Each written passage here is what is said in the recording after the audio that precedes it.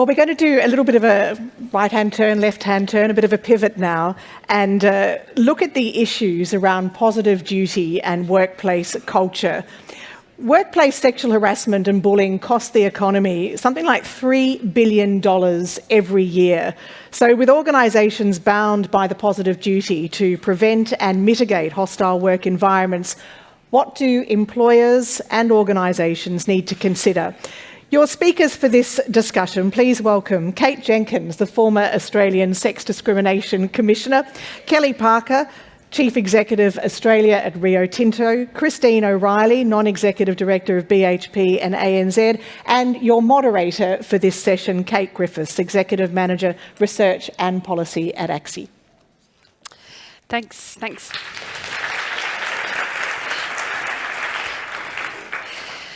Thanks, Ali. And as you said, we're going to take a U-turn from something that is new to something that has unfortunately been around for quite some time.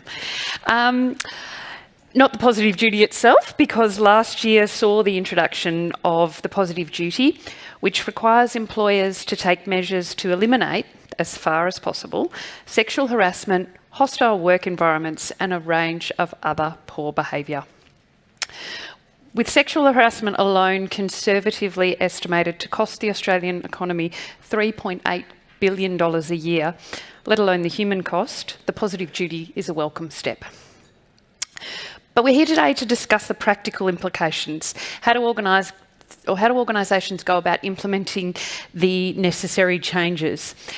Some research conducted by the AICD and ACSI late last year showed that 85% of directors say preventing positive duty conduct is a high priority, but only 32% of women directors and 45% of male directors strongly agreed that their organisation was well prepared to meet the obligations. So we've welcomed our panel. I might just switch over to you, Kate, and you've made an enormous contribution to this progress in Australia. I'm wondering if you can give us some context and background, perhaps, to start with. Yes, thank you, and thank you for welcoming me here as well. And I'll also start by acknowledging the traditional owners of the land on which we meet. I was going to say Gadigal people because I've been travelling, but it's not. People of the Kulin Nation, and pay my respects to elders past, present and emerging. Great to see you all in the room, and it's a mild sort of dream come true to have you all here to spend the next 40 or 50 minutes to talk about this topic with my colleagues. So just to give you the whirlwind version of what's been quite a long journey, Australia introduced the laws on sexual harassment in 1984. So I'm going to go back and just get you very quickly here. We were leading the world. We were the first country that legislated sexual harassment, in particular in the Sex Discrimination Act, and created the right to make a specific complaint.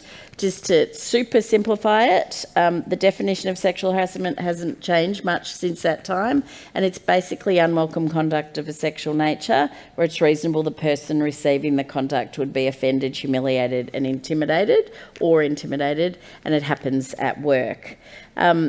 So all of my predecessor sex discrimination commissioners identified sexual harassment as an issue affecting women's workplace participation.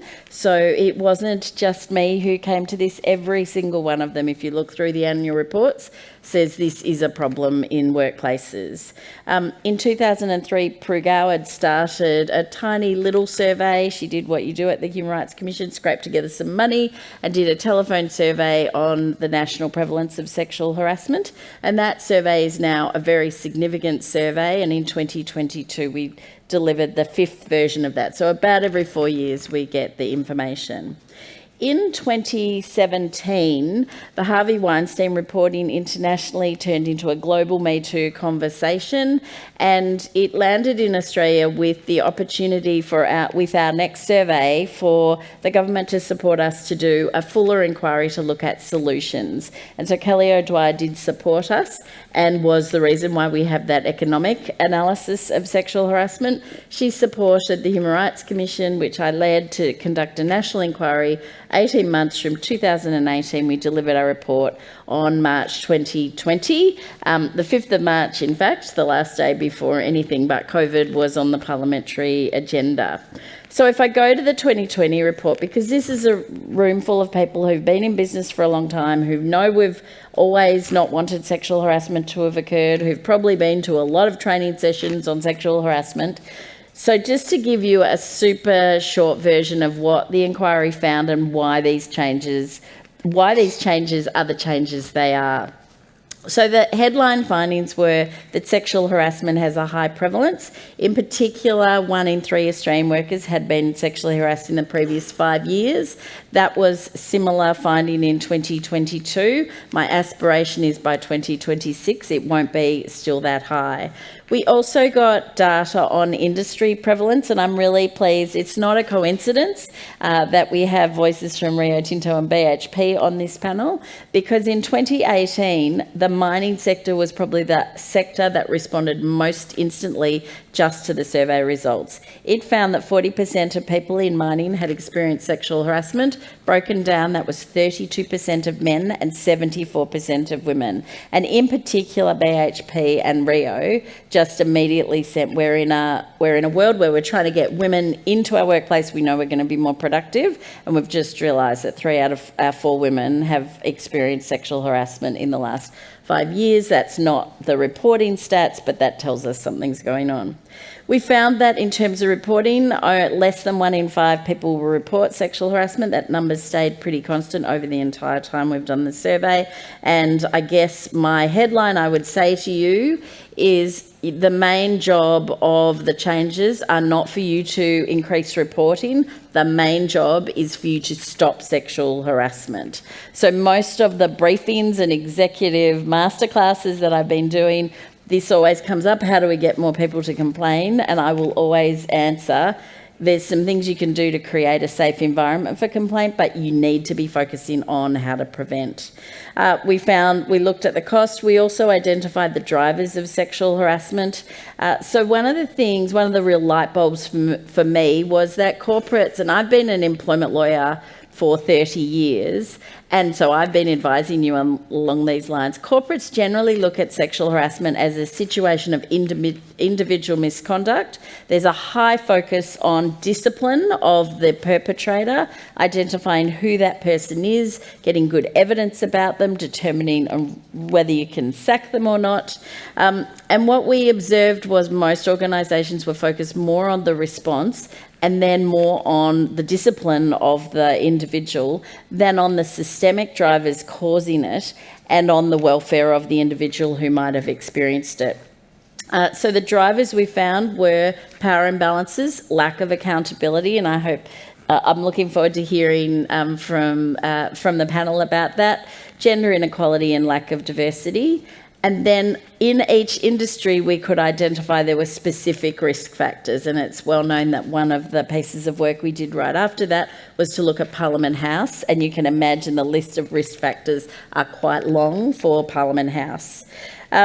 We identified as well some of the work with ACSI that I can talk to more about later, but there was mentioned that 85% of boards regard this as an important issue for their boards.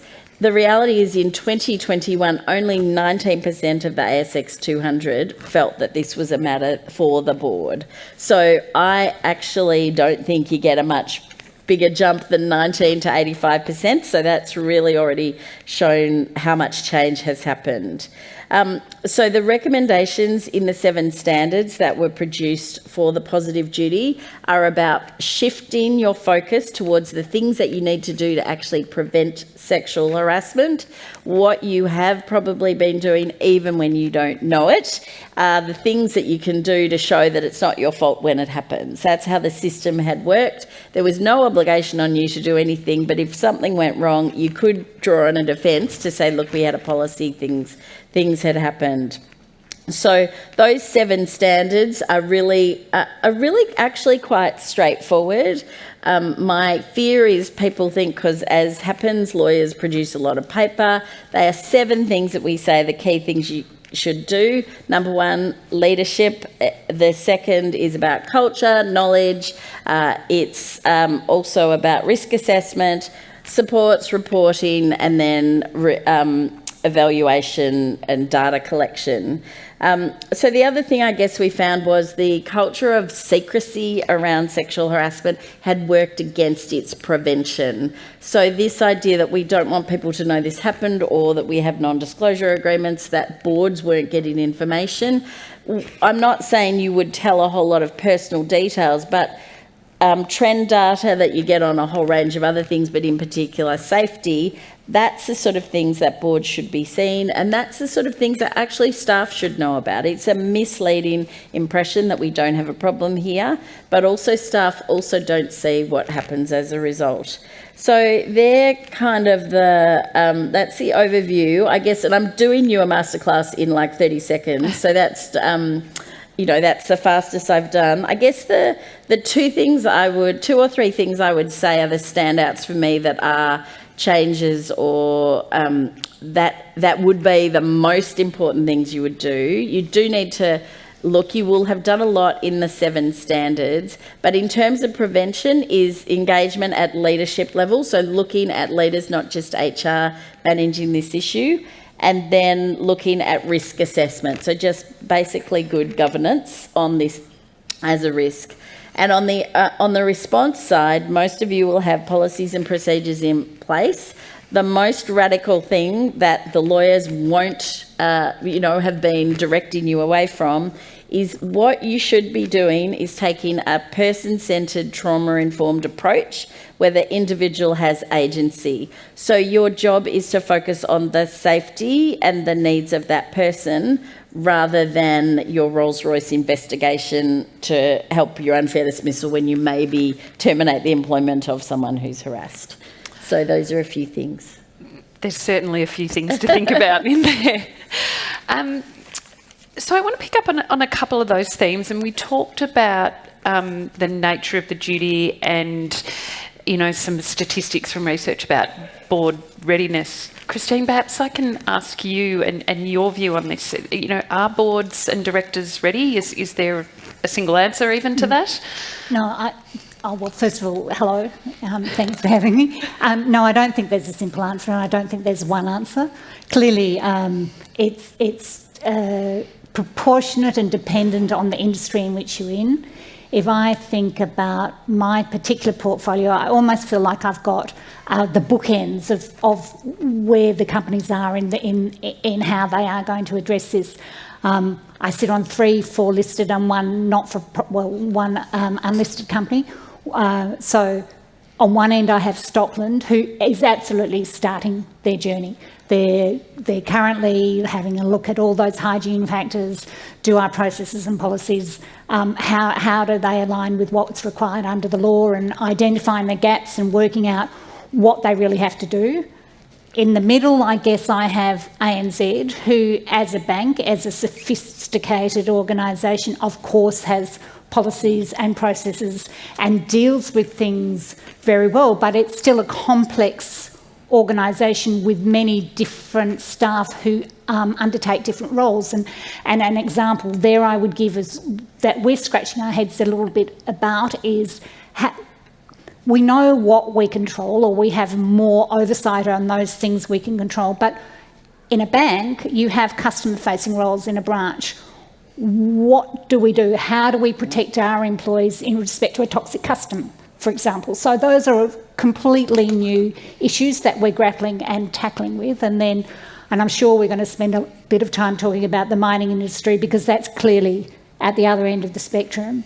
And yes, whilst there have been some quite shocking statistics really that have come out of the mining industry, the reality is we're now getting very sophisticated in understanding their problems and dealing with them in some of the ways that Kate has talked about. So there is a level of sophistication and knowledge, albeit that we would never say that we know it all yet, and that's continuing to evolve. And I'm sure we'll talk a little bit about that. And then, dare I say it, on my unlisted company, who pretty much sit in one room, and Kate, I was going to say, I'd like to say, nothing to see here, but everybody can see and hear everyone at all times. So I think, again, that's a completely different level of complexity. Thank you. And we talked, I guess, about a couple of the challenges and the quick responses perhaps from the mining industry. And going back to some of your statistics, Kate, the most recent national survey on sexual harassment suggests only 18% of those who experienced workplace sexual harassment made a formal report or complaint. And of those, 24% said there was no consequences. I mean, Kelly, I'm interested, I guess, in your approach, and how do you start to address those kinds of statistics? Yeah, thanks, Kate, and thanks for inviting me here and for the 30-second masterclass. So what we did is we engaged Liz Broderick to help us understand our issues, and that was awful. Actually, the process of her giving us back information of what was happening in our business was horrible to sit with, and Liz was really good at telling us, don't act now, just sit in this, that we will protect anyone that is actually in a unsafe environment right now, but you need to sit with this. And it was one of the best things that Liz did for our leadership team, because we sat with that this is absolutely unacceptable. It's totally unacceptable. So when we got the final report, we knew that we needed to disrupt this. So, we had a level of behaviour here and we needed to get it to here. So that's why we went fully transparent on the report. And to go transparent in our big organisation means you're transparent with the world. And we said, this is not good enough. This is where we're at. And I think that disruption made people kind of go, this is not what I want. This is not the behaviour that we want in our industry. This is not what I want in my workplace. And then we mobilised around the 26 recommendations, and they were sort of in 3 pillars, which was around leadership behaviour and training people on leadership behaviour. And we're at 86% of all leaders across Rio Tinto that have done their initial training on everyday respect, and what does that mean?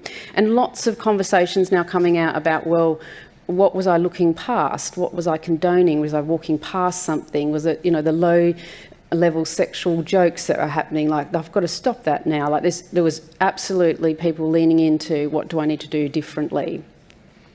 We then looked at our facilities and said, what's the level of security around all our facilities, and what do we need as a minimum standard everywhere, all across the world? Doesn't matter if you're in a developing country or not, what's the minimum? And then we also said, how do you engage the minority in your facilities? So it is the majority that make the decision. We mostly have white males that are engineers that are making the decisions about what these facilities will look like. So how do we engage the minority, and what's their voice, and how does the facilities need to work?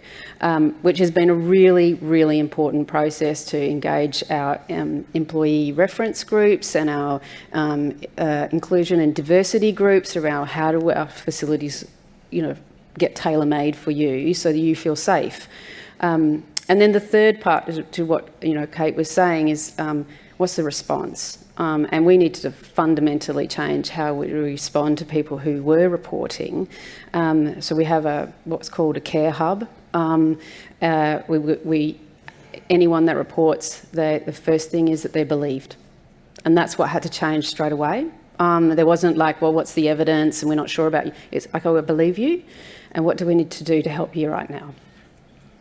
And of course that then, brings all sorts of different, like, where's the information? What do we look up? What does it mean? And we had an enormous backload because we had all these people then reporting, and then we're like, oh, well, I've gone to the care hub and I get no care. So how do we actually, change our leaders to be able to, respond? So, the disruptions happen, but what we're now into is, what were the systemic systems and processes that allowed that to be hidden? And that's what we're really facing as we talk about positive duty, is what have we learnt to ensure that the hierarchies and the systems that hid this behaviour change. and that means that we really have to co-design with the minorities involved. So ensuring we get gender balance is important, but how do First Nations people, how do other minorities groups get involved in the design so they're heard and seen and believed? So, picking up those themes, it's broader than just gender. I might come back to you, Kate, because obviously you've been involved in a whole body of work before now. You've now seen the implementation of the duty. Looking forward, what do you see as some of the challenges that perhaps, organisations in the room or investee companies might face? So you say I've seen the implementation of the duty. My observation is that the report came in 22. The laws were passed in 2020. The laws were passed in December 2022. And then the Human Rights Commission got the power to enforce them from December 2023. I finished in April 2023 in the role. So I'm now, going to organisations, but also that was my previous world as well. So these organisations are also former clients, and so I do know where they were, and they weren't not doing, anything. So my first concern is that this has just gone into the noise of all the things that you have to do, and it's actually not as complicated, but I'm really surprised when I'm going in. It's March now. It's actually been around for, coming up to 18 months. And a lot of organisations haven't even got a spreadsheet to put down the 7 standards and then what are we doing? So I guess my first thing is there's busy organisations, but also, with the greatest respect, I'm a lawyer. Some of the lawyers are like, oh, it's very big, very important, compliance, you've got to do all these things. And actually, fundamentally, there's a few shifts in how people think. And I've flagged a few of them, but actually all leaders should understand this, and then it's a pyramid selling thing, and they're the ones who are going to make all the difference. Now, Rio's been on a real journey and done kind of the stuff that really does engage you.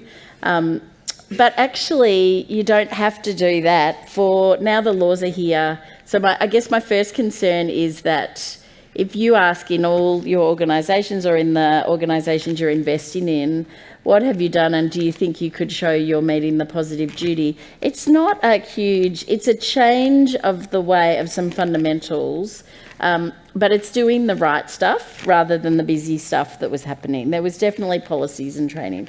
So I guess my main concern is that actually, and go at it fast. And we're in a moment where there's huge changes and all the transparency really helps. The ideal is that everyone in the industry is acting on certain things. So that's probably my biggest concern, is that it's out there. And of course, I'm going to say this because this has been like 30 years of work and knowledge. But actually, we tried to do everything we could to say, these are the 7 things you should be doing if you want to stop sexual harassment. And yes, the lawyers will be happy because you'll meet your compliance obligation, but actually the productivity benefit is stopping sexual harassment and having your people be really productive. So I guess that would be my concern. On the other side, though, that 19% to 85% gives me a lot of reason to hope for larger and particularly listed companies. The push for, gender balance, looking at the ASX listing rules and what those changes will be, all those. So there's reasons to be very optimistic. And then I would say, if you go under the 7 standards, don't worry about that. I think it's pretty simple, but really shifting that mindset of the orientation around people complaining to an orientation around your job is to prevent this.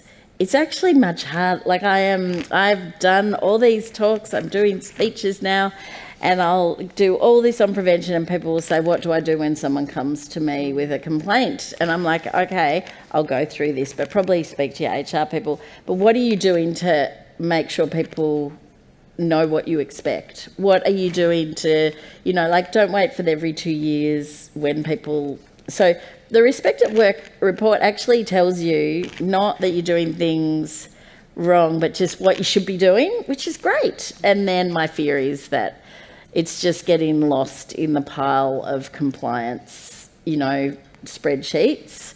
And it's actually got huge benefits, it's got huge benefits on culture, productivity, bullying, all the things that you really don't want to happen. So, yeah. So again, a few themes to pick up, but some optimism in there as well, which is always helpful. Questions flooding in, and some of them picking up some of those themes.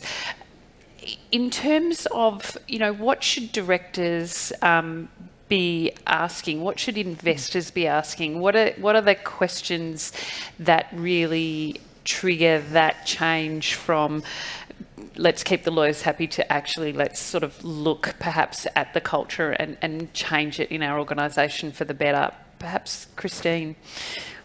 Sure. Okay. So the sorts of questions that I ask, and I guess, again, having been through the BHP experience, that has been quite an eye-opener and a learning experience for me, but the sorts of questions that I would ask in different ways and in different organisations, maybe different emphasis. But first of all, are we treating this as a health and safety issue? Has it been escalated, and that we understand that it very much is a health and safety issue and we have to deal with it through that prism would be one. What are the metrics and what is the reporting and where is that reporting going?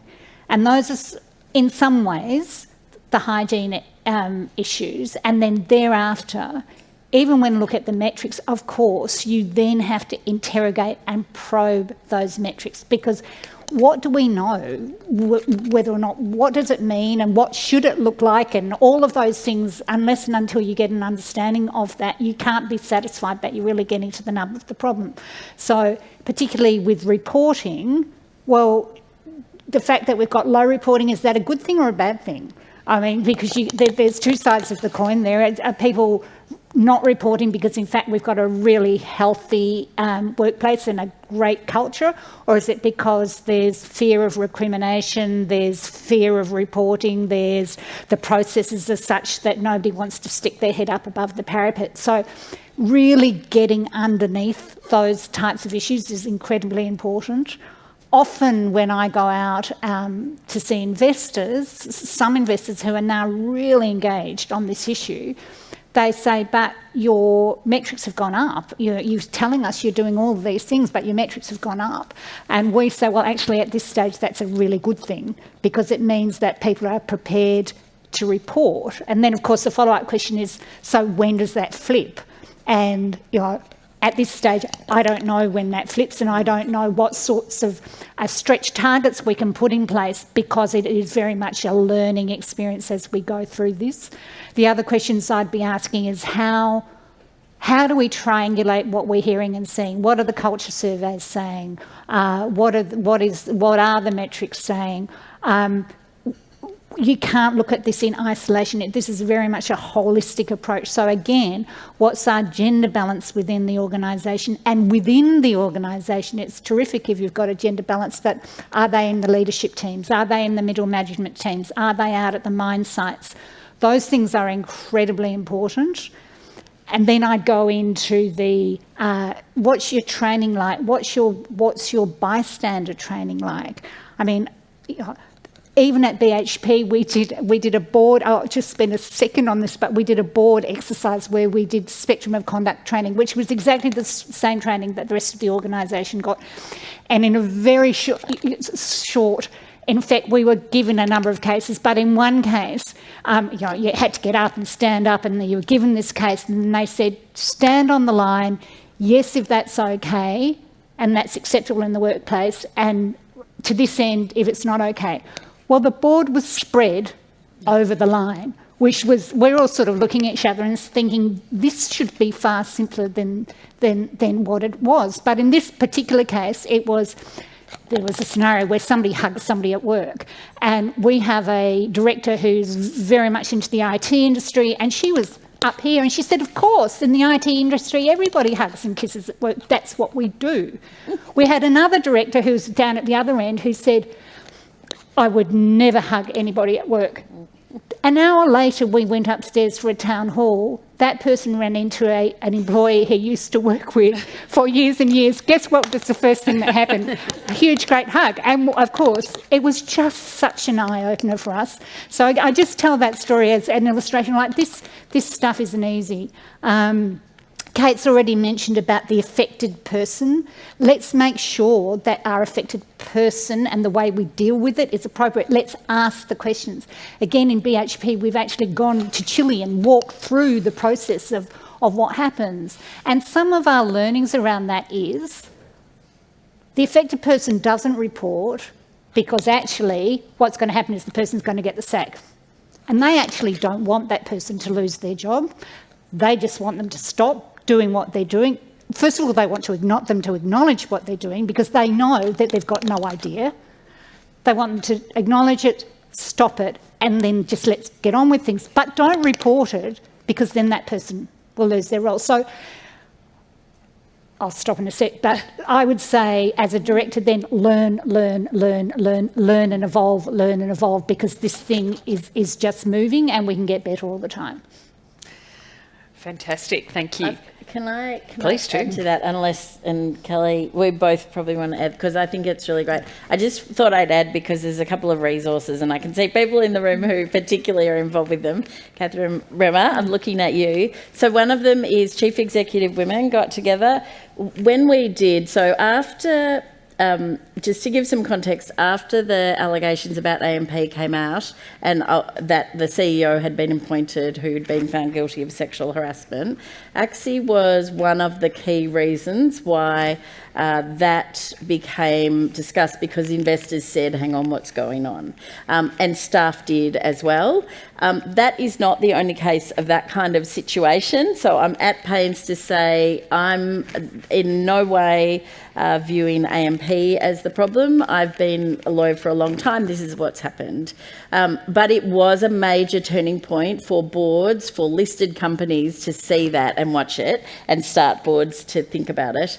And so AXI, Louise contacted us and said, we want to ask at the organisations we invest in to tell us what they're doing, but we know if we ask them about numbers of complaints and they've got complaints, well, that's not necessarily an accurate description of what they're doing, so what should we be asking? So we did a piece of work looking at the ASX 200. It was incredibly helpful. One of the things in terms of boards, this is just linking to the last session, was minimum viable understanding. So one of the interesting things in terms of boards and diversity was we found out we did some one-on-one interviews from the boards that had a diverse board, the companies, the executives, the company secretary said, we get asked questions, more insightful questions on this topic where we have women on the boards, and they literally could name the women. And they were women with high levels of understanding about this topic. What we observed, though, is that on boards there was really a lack of the minimum viable understanding, that except for the deeply knowledgeable, there wasn't just just some intelligent questions about the topics. So I really love that description in the last session. So one resource that was developed by Chief Executive Women was a resource to help those women at the board table to say, look, and I think it's changed, but at that point they were the only ones raising the issues. How do you raise it? How do you get cut through? The other resource, and I also saw Louise Petchler, who has been a superstar in taking respect at work, and I know she's in the room somewhere, from AICD, is AICD have done consistently since 2020 resources for board directors, including a list of questions. So that what questions do you ask? Either write down everything Christine said or go on and then have a look, because that's the kind of same things. So then can I add a couple of things, sorry, just because I'm doing this, and so there's 2 or 3 things that I've really noticed in a practical sense. Well, one of them is that you need to educate yourself. There's some core stuff that you do need to know. So these two companies have gone deep. You don't need to go that deep. But in the leadership standard, number one is that leaders, and that includes boards, are educated on their legal obligations. Number two is that you have a governance system in place, and that basically should end at the board. And number three is you walk the walk. And you hold other people accountable. But so the three things that I've noticed is, one is in boards and in organisations, even though we like to think there isn't, you need to think about who are the untouchables. Because since I've finished, I have a whole lot of people calling me just confidentially telling me of things, senior people, about other senior people, where everyone feels unable to do anything, there's no place to go. So there is, in every organisation, there's a spot where you can't go. I think the PwC, it was for a different person, but this Swakowski report talked about, the board was appointed by the CEO and there was a, kind of mutually reinforcing scenario. So one of the questions is, at your board, if you were to say, if someone had a concern about the chair or the CEO, just think about how they would go about that.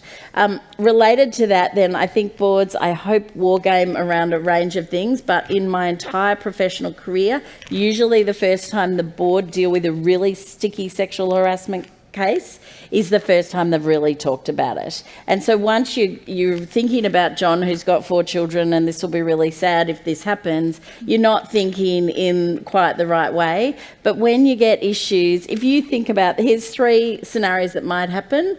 How do they work? How would we deal with this sort of war game? How would the policies work? So that would be another thing I would recommend you doing, because I've watched and I've helped a few people and I look at the policies and I'm like, these don't work for any of these scenarios. So you'll have a policy that works for the lawyer but doesn't work for the actual reality of work.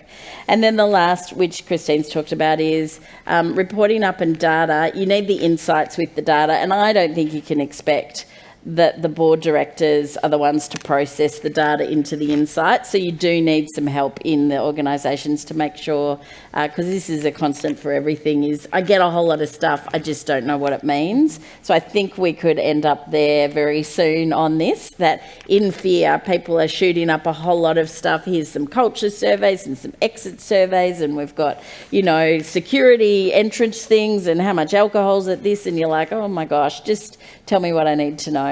Yeah. And Kelly, I might bring you back into the conversation here and picking up a couple of those themes that you mentioned earlier, and certainly the 2 most popular questions pick it up as well. Really about, one of them, of course, notes an all-women panel, and, what can be done to get more men seeing sexual harassment as an issue, but also bringing in that kind of broader view. The positive duty isn't just about sexual harassment, it's about a broader suite of behaviours, and you mentioned that diversity and bringing people in earlier. I wonder if you've got some observations about that.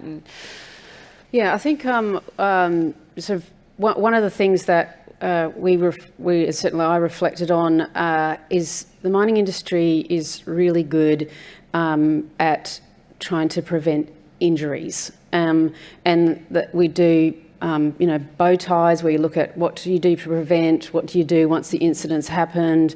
We investigate, we have investigation methodology, we publish lessons learnt, we look at when something is a repeat of an incident, why that has happened.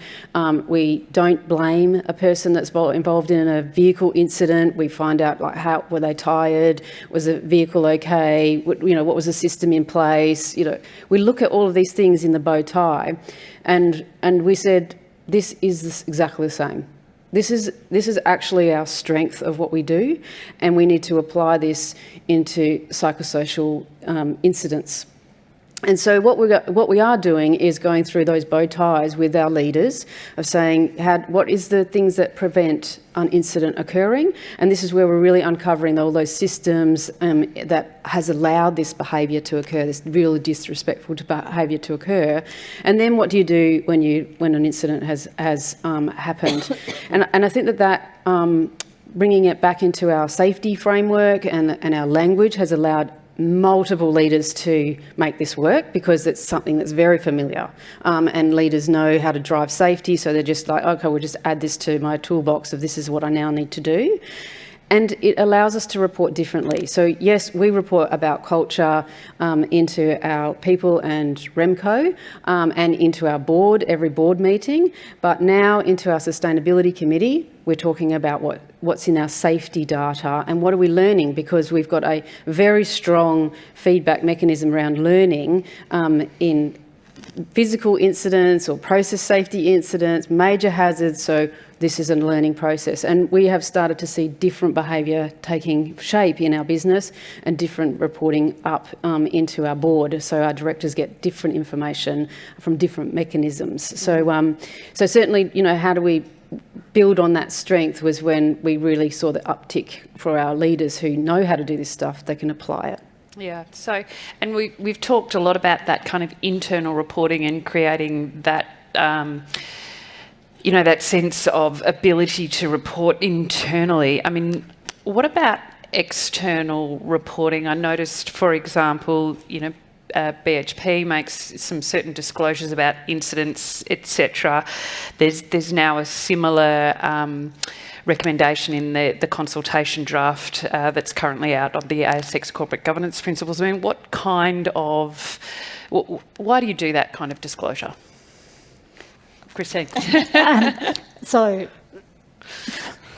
it makes us accountable. It puts a spotlight on us and it makes us accountable. And it also, we hope, engenders trust, because if you measure something, if you're seen, if you're responsible for something, people will believe you a lot more. It will get fixed. I think those are the main issues. The other issue that we found is that it actually really provides a focus and an anchor for us to talk to our investors as well, because this is a big issue. And if it's sort of an undertone rather than being very explicit, people wonder what's going on, and it gives us an opportunity to talk about the sorts of things that we're doing, and hopefully to convey that we're absolutely really serious about addressing it and the progress that we're making. Well, thank you, and I notice we are just about out of time, so I guess I will move to wrap up, but thank you so much. It's a big issue what we're hearing, but we do have now, you know, a lot of tools out there that can help take the first steps or in fact mature the journey. So please do join me in thanking our panel. Thank you.